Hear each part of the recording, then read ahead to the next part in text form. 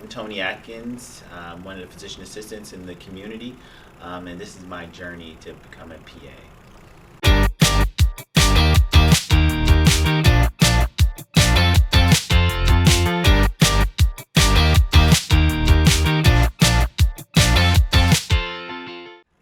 Hi everyone, I'm so excited to be accompanied by my good friend Tony Adkins.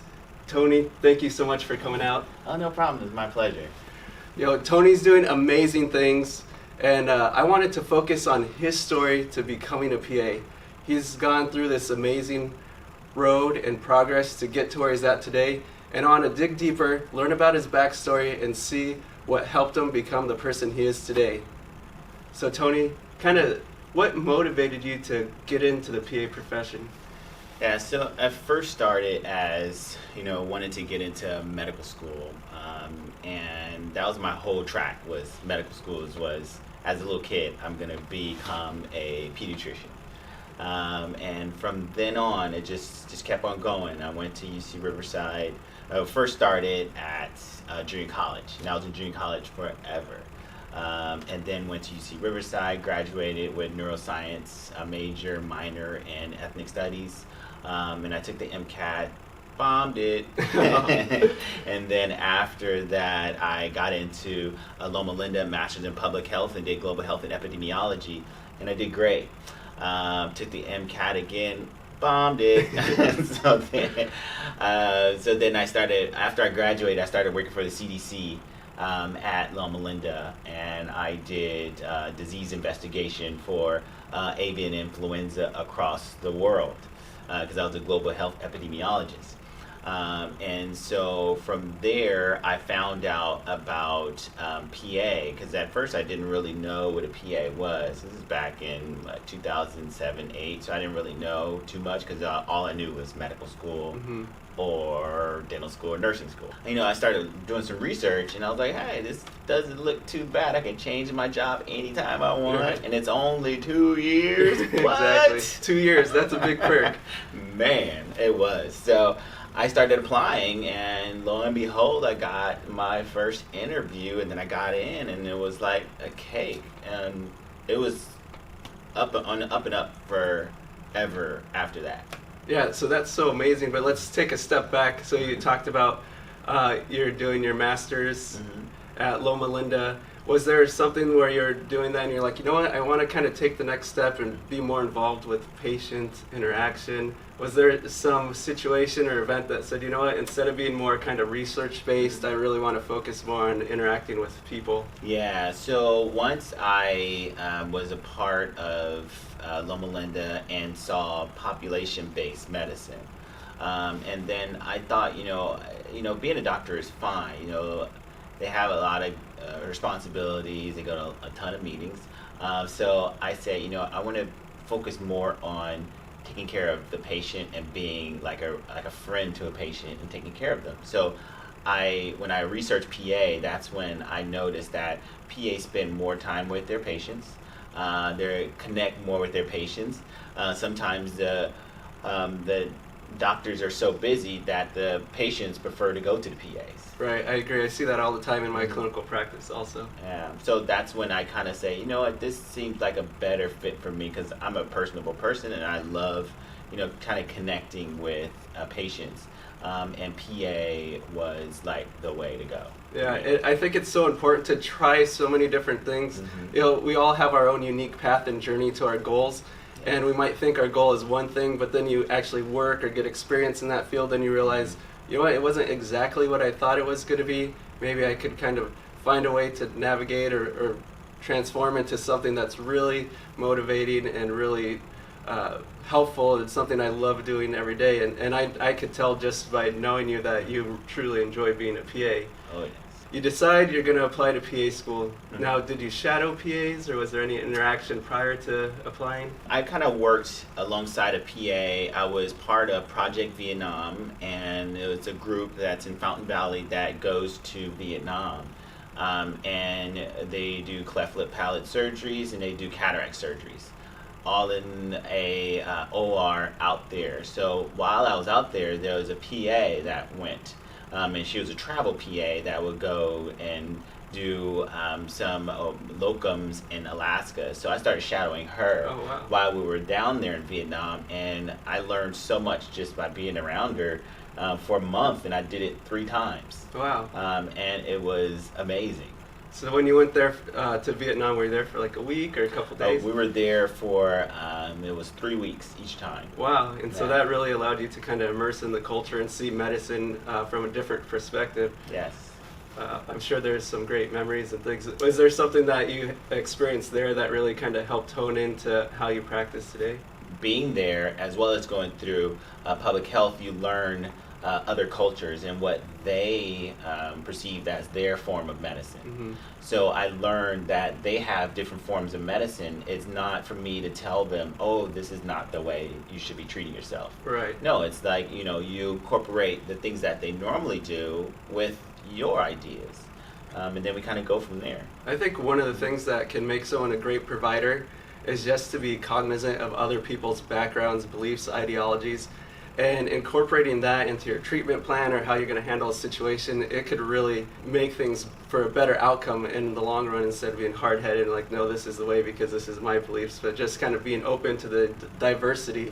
And that's one of the great things, is just medicine is so diverse in the patient populations and everything, that you really have to have your eyes open to everything and be adaptable and really be able to handle it. So you had those exciting experiences. That just seems amazing to be able to kind of shadow and work alongside a PA out there in Vietnam. But now you're kind of decided you're going full speed ahead into applying. What were some of the things you did that, looking back now, you wish you had done when you're applying? I wish I would have decided to go to PA long time before all the other steps. Yes. So a lot of the young adults now, they know that they want to go to PA school. So you guys that have a really head start. For me, it was like I was getting older in age, and then I decided, PA 2 years, is great because I'm already getting older. I can't go to medical school, be there for 4 years, and then a minimum of 3 years for residency. If I would have knew what I knew now, I would have geared myself to PA a long time ago and have continued, 40, 60 years in the PA profession. Trying to get the clinical hours was a different trek because in medical school, all you need is just volunteer hours. In PA profession, you need paid clinical experience. Right. It seems like med school is more volunteer research, and then MCATs and go along that route. And PA is real heavy on shadowing PAs, getting hands-on paid patient care experience. So it's real difficult that way. Yeah, because once we get out of school, we only have 2 years and we're out. Medical school, they get all their training while they're in school. For us, we need to have a little bit of background before we get out of school or going into school. So once we get out of school, we're good to go. So if I would have knew all that before, I would have ramped that up as soon as while I was in college and getting out of college. That's the thing that really amazes me, and I'm sure you've seen this too. I was the same way. I was finishing up college, and I was kind of going towards physical therapy, worked in physical therapy, then decided to go towards PA. Having known I wanted to do PA like from freshman year of undergrad, I could have been like laying everything down, lining it all up. And it just amazes me because I've been helping and mentoring so many people. Before it'd be just like people graduating college and then they say, oh, I want to become a PA. Then it was the freshmen in college. Now I have people in high school reaching out to me, asking me what they can do as a high school student to better prepare them to become a PA. It just blows my mind to think that when I was in high school, I was not thinking about long-term career. I was like, what are we going to do next weekend? Like what movie? Where are we going to hang out? Not, I want to become a PA. So kudos to all you out there that are doing that. I know you're going full speed ahead, PA. How many programs did you apply to?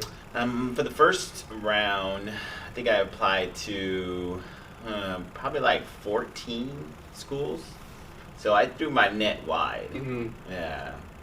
And I chose like my top schools, which were my dream schools. And then I chose some kind of okay schools. And I chose like schools that if I get accepted, I'll be all right. Yeah. People say, well, it doesn't matter where I go, right? As long as I get in, I graduate, I'll be a PA. There is some truth to that. But think of this. You're investing so much time, money, energy. You really want to make sure you're at a place that you actually want to be at. as opposed to just because it's the only spot you got into. Because it could be the worst, like 2.5 years of your life if you're at a place that you don't like the faculty, you don't like the program. It's really going to hinder you, and it's not going to make you be the compassionate provider that you want to be, or maybe even not as knowledgeable. So really kind of focus. I know a lot of people say, well, I just need to throw those applications out there. And the flip side to that is, okay, you want to apply to 20 schools. Have you thought about how much it costs to actually apply to 20 schools? Yeah.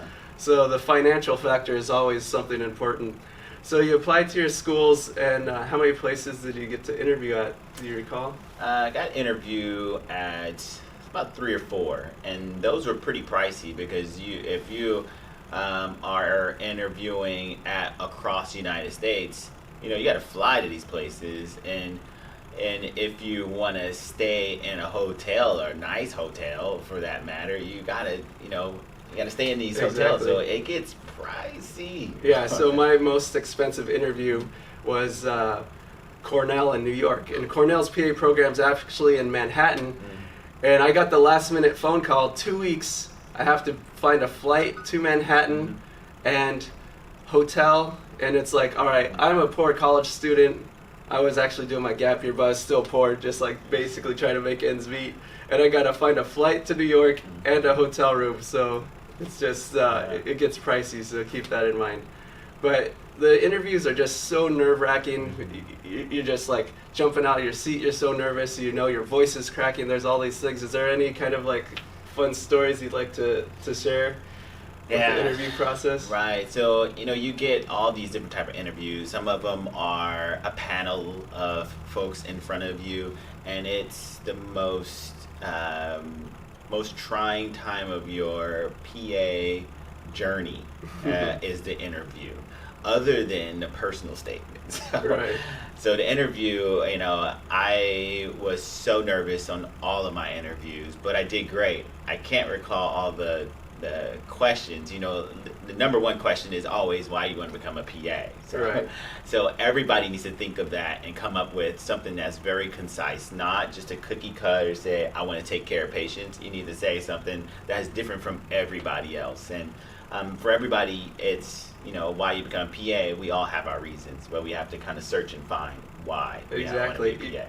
Everyone has their motivations, everyone has their own unique experiences, so you have to kind of tailor your answer to that and not just kind of speak verbatim off what you read online. Yeah. So many people go and their answer, it's basically like they hit a switch and they're just reading off of Google, like what pops up, why I become a PA. And so you got to be unique and find a way to answer that incorporates something that's unique to you and your background and your experiences, and that's really what's going to help you out. So you get accepted into PA school, didactic year, it's crazy, it's stressful. What was something that you did during didactic year that really kind of helped you succeed in the classroom? I studied like crazy because it's so nerve-wracking. You get just basically tons of information in 1 year versus medical students and their didactic year is 2 years. We have 1 year. So you find new meaning of pushing your body to the limit and pushing your mind to the limit. Sometimes I was wondering, am I actually going to be able to write this paper and study for this test? And somehow it always worked out. You're always like pushed to the limit, and you're like, why are they giving us so many huge exams? Like for my program at Western, it was always Monday morning. It was like these huge exams. And so they just killed your weekend. It's like, come on, guys, let me have at least one weekend. But you know what? In all honesty, I'm thankful that they kind of pushed us to the limit, because when you have someone's life in your hands and you're a provider, you need to be able to handle stress. You need to be able to think under pressure. And so I think it's important for the schools to kind of test people and really kind of push them so that you can handle real life, because real life is a whole different ballgame than PA school. Exactly. You have to allow them to get you out of your comfort zone a lot. Right. So you power through didactic year. You're thinking, man, I just can't wait till clinical year. It's going to be so much better. And you get to this realization that it's just as hard, but in a different way. So that's one thing, like people say, oh, didactic year, just get through it, and then clinical year will be better. It'll be so much fun. It'll be so much better because you're actually treating patients. And then you get slapped with this reality in the face, and you're like, wait a minute. I felt personally that it was more difficult, but in a different way. Yeah. So tell me, like, some of the unique things, or maybe a unique experience during clinical year that you encountered. Yeah, so clinical year, it was pretty challenging. You know, you now are charged of, you know, the things that you learn in class are great, but going out and using that is sometimes a little bit different. So in clinical year, I was kind of forced to think a lot really fast, while in didactic year, you can kind of, you know, just look at it in the book and like, you know, okay, this is it. But in clinical year, it was like, do you know anything? Like, I don't know, I'm sorry.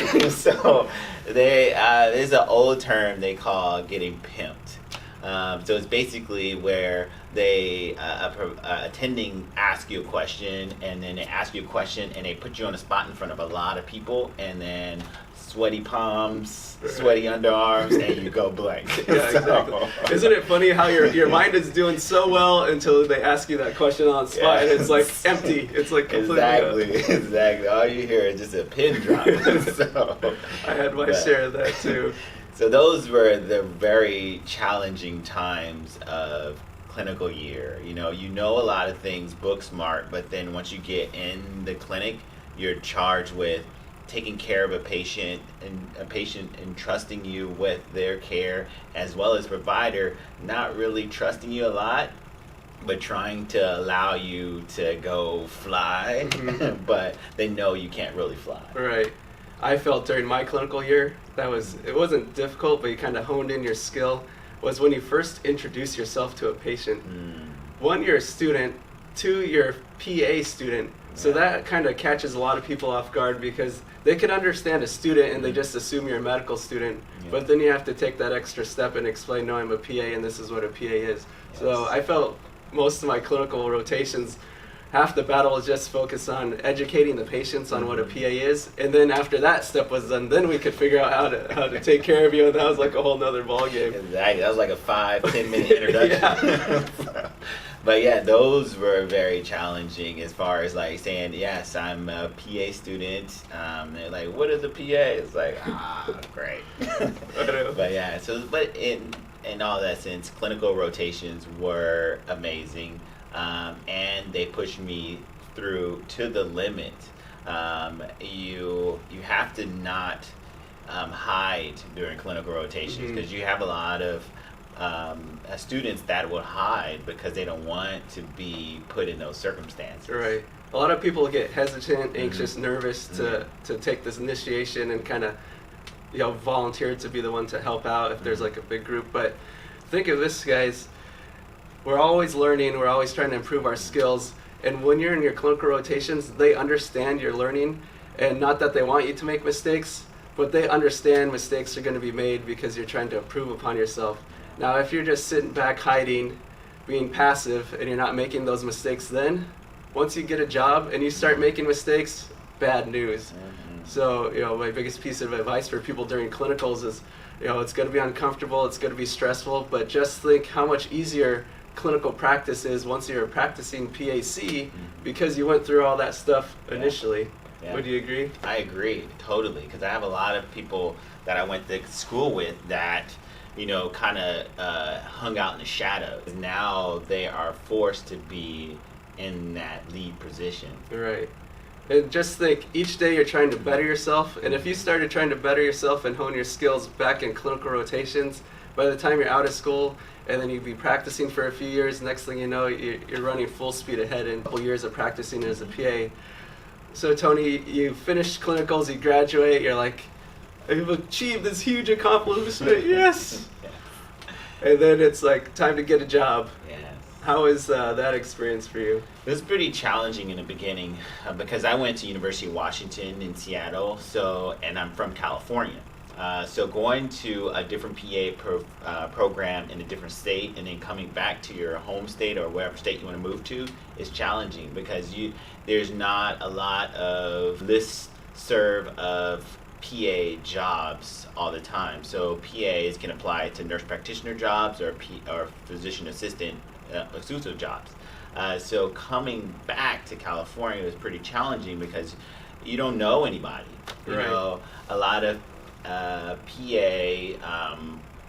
schools, they get a bunch of job listings coming to their schools. So the schools in California get job listings coming from California. The schools in Washington get job listings that come from the state in Washington. So I didn't have that. So I had to go cold calls. You know, I just pulled up my iPhone and I wanted to be in orthopedics, and I looked on the map app and I just typed in orthopedic on the map, and a bunch of different offices popped up. So I called each office asking, "Are you guys hiring? Are you guys looking for a PA?" And that's how I got my first job as an orthopedic spine PA. So that was pretty challenging. And if you don't have that initiative, you don't have that drive to go look for the job yourself, you know, you can become discouraged after a few months of coming out of PA school and don't have a job. So you have to be very determined to get a job what you want, because not all of them are listed. Some of them that are listed have been out for a long time, and sometimes there's a reason why hasn't been filled, because A, the job may be very rigorous, B, they might not like the provider, or C, that they just can't find anybody to fill the job. And that's such valuable advice. I get asked all the time by people, I'm from Southern California, I want to work here when I'm done, but I got accepted into a PA school on the East Coast. What do you think I should do?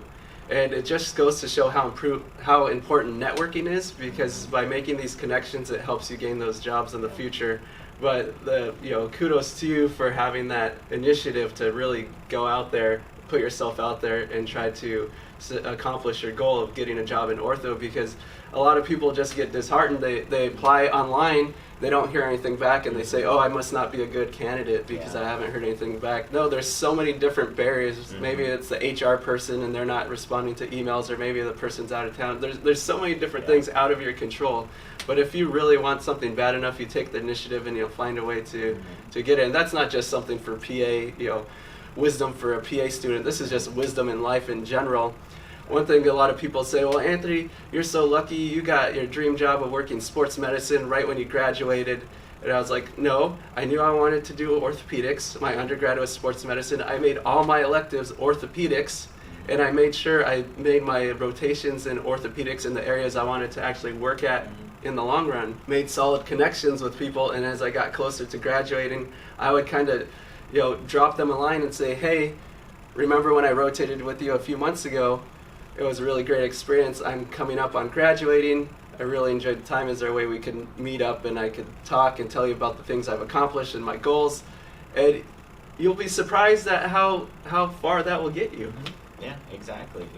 So you just have to always, follow through on everything. You can't just rely, just like Anthony was saying, on somebody to look at your application or open up the email you sent. Sometimes you have to be in their face, and that goes to when you apply to the schools. You have to go, and if they're local, go down there and talk to somebody. Hey, I applied, when would I be getting acceptance letters? Because there is a lot of people out there that are proactive. If you're not proactive, you're going to be left in the back, because all the proactive people are going to get all the good things. And it's not that they're luckier than you, it's just they're more determined and willing to go the extra step to accomplish it. Yeah. Now, what's now that you've been practicing as a PA, what's something you hope to see for the future of the PA profession? Is there something you'd like to see in the future, like maybe change in legislation or just anything in general? Right now, a lot of things are changing that are for the better. More recognition, because, a lot of us as PAs, we go unrecognized I think it's more so on the West Coast than in the East Coast. East Coast, they have PAs everywhere. On the West Coast, it's not that many PAs that are visible. We're everywhere, but we're not visible because on this side of the United States is mostly nurse practitioner. On the East is more PAs and less nurse practitioner. So on the West Coast, we just need to get more, people to understand what a PA is. If we can get more PAs in legislation, we can get more PAs and help running hospitals or networks, medical networks, then we can become more involved in. But PAs, we prefer to be connected with the patient. So we have to find that balance of still connect with the patients, but be a part of the decision making. That's excellent advice. I think that's perfect. PA advocacy for the profession is really important, so we all need to go out there and not just be clinical providers, but be advocates for our profession, go into leadership roles, be involved in the hospital management, like you said, and that's what's really going to help us get our voices heard in the future. So now I like to finish off each interview with a segment called Drops of Knowledge.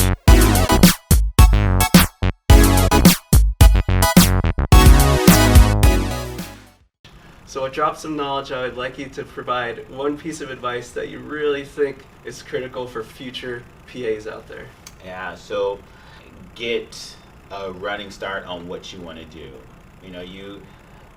This is a time now that you have to figure out what is it you want to do. You want to be in medicine.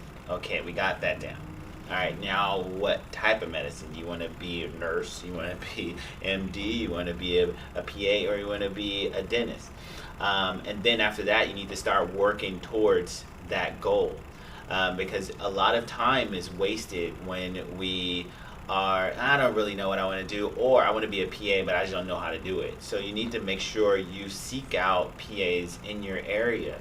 I know there's a lot of PAs out there that don't really take PA or potential PAs in, but you have to keep looking around in your area and trying your hardest to try to look out and seek the ones that have the information of how to become a PA.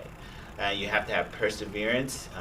There's no stopping and saying, I will get in eventually. No, because it's hard to get in. As the PA profession grows, it's going to get harder and harder. So you have to be more diverse on what you do. You have to give yourself that extra push, as you will, because there's so many people doing different things and they're doing phenomenal things. So you have to set yourself different from the next person. And as well as once I talked about it, once you apply, you need to make sure you follow through and kind of talk to these programs and see what is the time frame that you should be looking at as far as getting a response back. Because you can throw it out there in space and then you wait, but sometimes you have to be in their face, but don't be too annoying to the point where you say, I don't like this guy. But you have to, be proactive, because you don't know the next person that sent their application, they may be more proactive than you. So you gotta one up the next person some kind of way and make yourself different from the next person, because somebody out there is making themselves very shiny, a shiny piece of diamond in the sand. So you have to be more shinier than the next person. Well put, Tony. That's some awesome advice. Well, guys, Tony Adkins here. I appreciate you taking the time out to meet with me and talk. Pleasure. It's been awesome. He's doing amazing things for the profession, and I'm excited to see you just continue to evolve and continue with your amazing things. Thank you very much. It's my pleasure, my friend.